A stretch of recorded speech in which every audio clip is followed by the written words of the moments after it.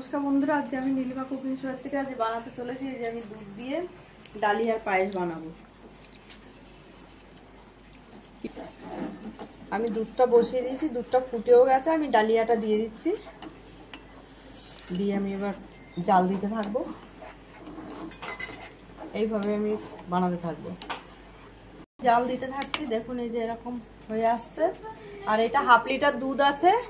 Half litre দুধে পরিমাণ মতন এই যে আমি ইয়ে দিয়ে দিয়েছি ডালিয়া। এই যে 10 টাকার প্যাকেট এনেছিলাম, এর থেকে হাফটা দিয়েছি আর হাফটা রেখে দিয়েছি, কারণ অতিরিক্ত দিলে বেশি গাঢ় হয়ে গেলে খেতে ভালো লাগবে না। এইবারে পরিমাণ মতন আমি একটু লাল বাতাসা দিয়ে দেবো অল্প করে, আর আমি চিনি দিয়ে দেবো বাকিটা, দিয়ে এটাকে বানাবো। এই যে আমি চিনিটা দিয়ে দিচ্ছি পরিমাণ মতন। এবার আর এই যে লাল বাতাসা অল্প করে দিচ্ছি, খেতে যাতে ভালো টেস্ট আসে,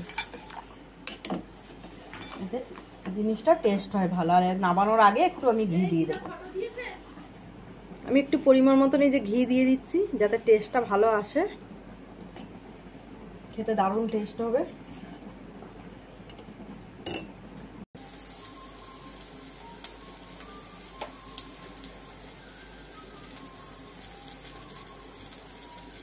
আচ্ছা বন্ধুরা, আমি গ্যাস নামিয়ে দিচ্ছি।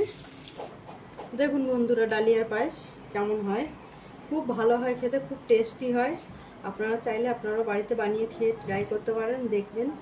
আর নীলিমা কুকিং শোটিকে আপনারা সাবস্ক্রাইব, লাইক, কমেন্ট, শেয়ার করবেন। ইউটিউবে আর ফেসবুকের বন্ধুরা আপনারা লাইক, কমেন্ট, শেয়ার করবেন। আর নীলিমা কুকিং শো বলে পেজ খোলা আছে, সেখানে আপনারা ফলো করে লাইক, কমেন্ট, শেয়ার করে দেবেন। বন্ধুরা একটু কমেন্ট আর লাইক করবেন, নাহলে আমরা বুঝবো কী করে আপনাদের ভালো লেগেছে কিনা কমেন্ট না করলে।